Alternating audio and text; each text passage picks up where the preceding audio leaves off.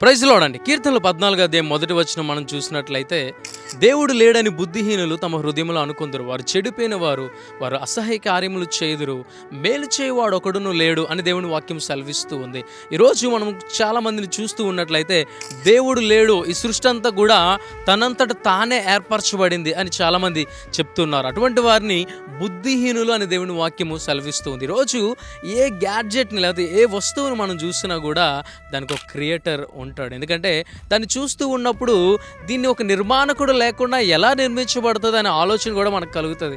అయితే మన మానవ యొక్క శరీరాన్ని లేదా జీవితాన్ని చూస్తూ ఉన్నట్లయితే ఏదో ఒక గొప్ప శిల్పకారుడు మనల్ని తయారు చేసిన అనుభూతి మనల్ని కలుగుతుంది. ఆయన తన రూపంలో మనల్ని నిర్మించుకున్నాడని దేవుని వాక్యం సెలవిస్తూ ఉంది. అంతేకాదు కానీ ఈ బుద్ధిహీనత ఎలా ఉంటుందంటే వారు చెడిపోతారంట, వారు అసహాయ కార్యములు చేస్తారంట, వారు ఎవ్వరికి మేలు చేసేవారుగా ఉండరు కానీ సమాజానికి నష్టము చేసేవారుగా ఉంటారు. ఒకవేళ బుద్ధిహీనులుగా మనం ఉంటూ ఉన్నామేమో, దేవుడికి భయపడకుండా, లేకపోతే దేవుడు లేడని మన హృదయంలో అనుకుంటూ ఉన్నామేమో, జ్ఞాపకం ఉంచుకో, నిన్ను తయారు చేసిన దేవుడు ఒకడున్నాడు.